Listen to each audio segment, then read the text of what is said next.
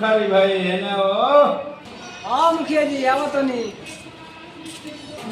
का मुखिया जी का कहा तो नहीं तुम्हारा हो गई ठीक है।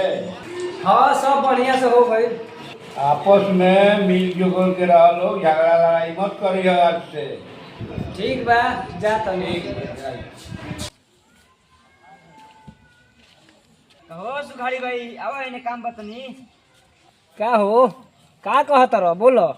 कहत रही कि छाती अड़का के मोछ ऐठ के चलत बंटवारा हो गइलू। हाँ हाँ बंटवारा हो गइल का ऐसे तारा दिक्कत बा का कोनो। बाक मर्दे हमरा का दिक्कत बा। सुननी है कि बाबू अब भैया के निकाल देलो कहाँ रहता रसने। हाँ जहाँ बुझाई तहाँ पर रहियो सन। सुननी है कि सब जमीन आ घर अपना नाम करवा ले बड़ो। जाए तो छोड़ा मर्दे आ हमारा बीच में तू मत पड़ो ठीक बनू।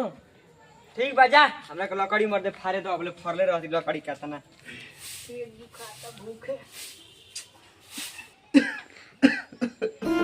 ए बबुआ बबुआ तू करो क्या बाबू बोलो। तनी कुछ खाए के बता दो ना, दवाई खाए के बा हो।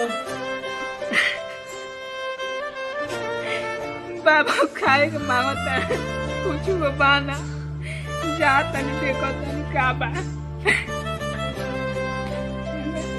खाए को खोता